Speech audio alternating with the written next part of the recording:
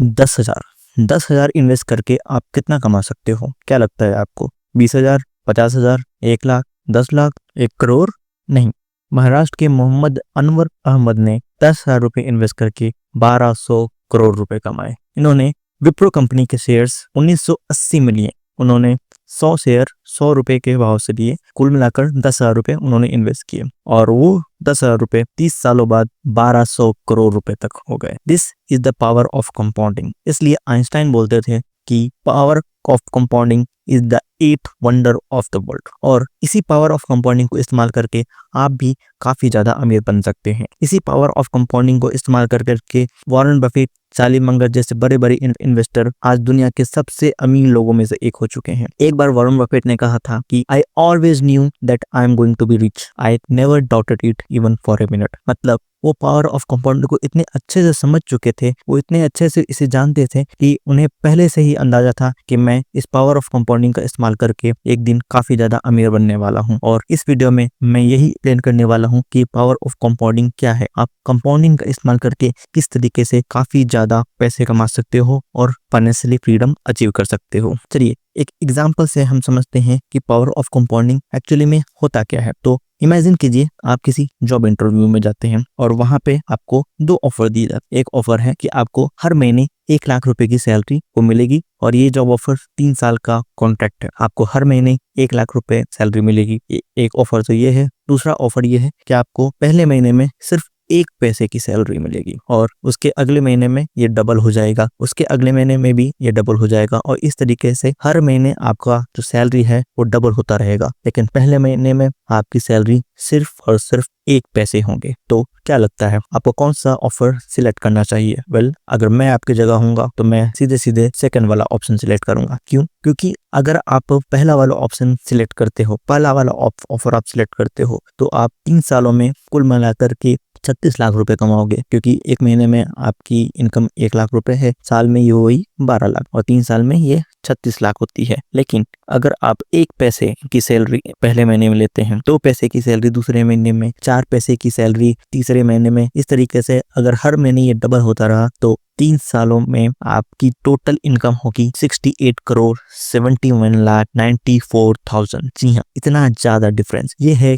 Compounding का effect, क्योंकि पहले वाले में आपका कोई कंपाउंड नहीं हो रहा है, आपको जो पैसा मिल रहा है बस वही मिलता जा रहा है। लेकिन दूसरे वाले ऑफर में आपका पैसा कंपाउंड होता जा रहा है और कंपाउंड का इफेक्ट इतना बड़ा है कि आपको 3 साल के अंत में आपको 68 करोड़ रुपए से भी ज्यादा होंगे। चलिए एक और एग्जाम्पल के माध्यम से हम ये समझने की कोशिश करते हैं कि सिंपल इंटरेस्ट और कंपाउंड इंटरेस्ट में फर्क क्या होता है। क्योंकि हमने स्कूल में सिंपल इंटरेस्ट तो पढ़ा है, कंपाउंड इंटरेस्ट भी पढ़ा है, लेकिन बहुत लोगों को इसका जो डिफरेंस है वो उतने अच्छे से नहीं मालूम होगा। तो आज हम वो समझने की कोशिश करते हैं इस एग्जाम्पल से। इमेजिन कीजिए कि 2 दोस्त हैं, एक का नाम है रॉकेट, एक का नाम है बुलेट। दोनों के पास 1 लाख रुपए आए और उन दोनों ने 1 लाख रुपए को इन्वेस्ट किया और उस 1 लाख रुपए पे उन दोनों को 15% का रिटर्न मिल रहा है, यानी कि हर साल उनको 15,000 रुपए मिल रहे हैं। अब उसमें से रॉकेट ने जो हर साल 15,000 रुपए आपको आ रहे थे वो खर्च करता गया। पहले साल उसको 15,000 रुपए आए, उसको उसने खर्च कर दिया। अगले साल फिर से 15,000 रुपए उसको इंटरेस्ट में आए, उसको भी उसने खर्च कर दिया। लेकिन बुलेट ने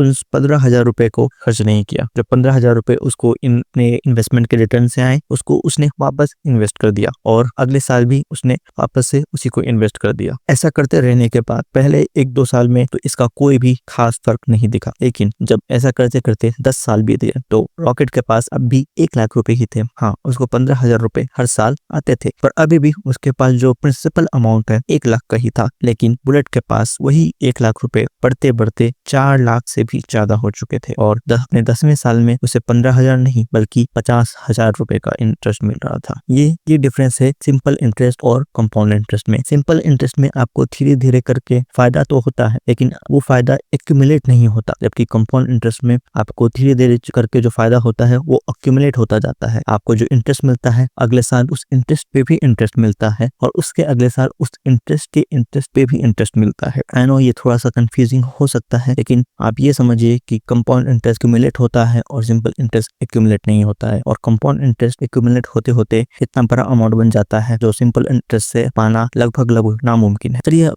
हम समझते हैं कि इस कंपाउंड इंटरेस्ट में जो इंटरेस्ट रेट है उसका कितना बड़ा फर्क रहता है, क्योंकि आप देखो तो कंपाउंड इंटरेस्ट आप कई जगह से मिल सकता है। अगर आप एफडी में भी इन्वेस्ट करते हैं अपना पैसा तो उसमें भी एक तरह का कंपाउंड इंटरेस्ट ही मिलता है। आप अगर अपना पैसा गोल्ड में इन्वेस्ट करते हैं वहां पे भी एक तरह से आपका पैसा कंपाउंड ही हो रहा है। लेकिन जो सबसे बेहतर तरीका है आपका पैसा इन्वेस्ट करने का वो है स्टॉक्स में जो आपका रिटर्न है वो काफी ज्यादा होता है as compare to FD and gold. हाँ, इसके लिए आपको नॉलेज भी काफी ज्यादा चाहिए होता है, लेकिन इसमें रिटर्न भी आपको काफी ज्यादा मिलता है। चलिए समझते हैं कि इंटरेस्ट में थोड़ा सा भी ज्यादा कम होने पे कितना बड़ा फर्क आ सकता है। इमेजिन करिए कि दो दोस्त हैं, एक का नाम है रॉकेट, का नाम है बुलेट। दोनों ने 10 लाख रुपए इन्वेस्ट, रॉकेट ने उस 10 लाख रुपए में से 5 लाख रुपए एफडी में इन्वेस्ट किया और 5 लाख रुपए का गोल्ड में इन्वेस्ट किया, और बुलेट ने 5 लाख रुपए सेविंग अकाउंट में रखे इमरजेंसी के लिए कि अगर कोई इमरजेंसी हो तो वो तुरंत ही सेविंग अकाउंट से पैसे निकाल सके, और 5 लाख रुपए उसने स्टॉक मार्केट में इन्वेस्ट किया। तो क्या लगता है कुछ सालों में इन दोनों का इन्वेस्टमेंट कितना बढ़ जाएगा?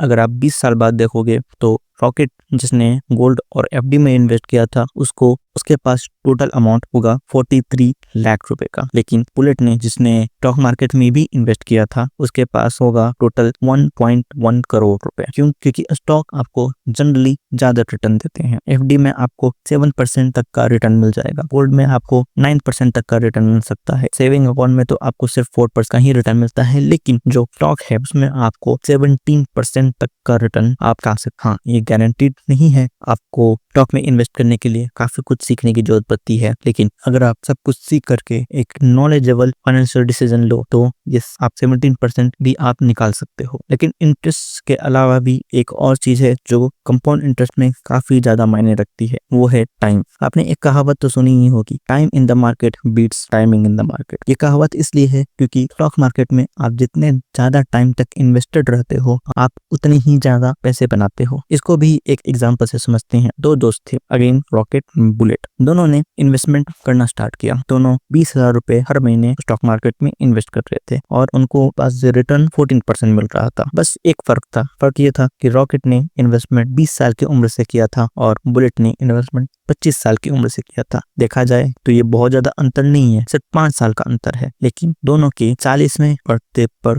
दोनों के पास जो अमाउंट होगा वो काफी ज्यादा डिफरेंस होगा। बुलेट के पास 2.3 करोड़ रुपए होंगे, लेकिन रॉकेट के पास सिर्फ 1.15 करोड़ रुपए होंगे, यानी कि बुलेट के पास रॉकेट से लगभग डबल अमाउंट होगा। ये इतना ज्यादा फर्क पड़ता है सिर्फ 5 साल के डिफरेंस से। इसलिए जब भी आप स्टॉक मार्केट में इन्वेस्ट करते हैं या फिर किसी भी तरह के कंपाउंडिंग में आप जब इन्वेस्ट करते हैं तो टाइम काफी ज्यादा इंपॉर्टेंट रहता है। लेकिन आज के जमाने में देखा होगा बहुत सारे लोग स्टॉक मार्केट में इन्वेस्ट तो करते हैं लेकिन वो लॉन्ग टर्म के लिए इन्वेस्ट नहीं करते हैं। वो इन्वेस्ट करेंगे 1 साल बाद 2 साल बाद जब भी थोड़ा सा प्रॉफिट होगा वो निकाल लेते हैं, और ऐसा करने से ही वो अपने फाइनेंशियल अचीवमेंट वो अपने फाइनेंशियल फ्रीडम को और भी ज्यादा डिले करते जाते हैं। So that's it guys, I hope कि इस वीडियो से आपको ये समझने में हेल्प मिला होगा कि कंपाउंड इंटरेस्ट ना ज्यादा फायदेमंद हो सकता है। अगर आपको ये वीडियो पसंद आया हो तो लाइक शेयर और सब्सक्राइब कीजिए। मैं मिलता हूँ आपको अगले वीडियो में।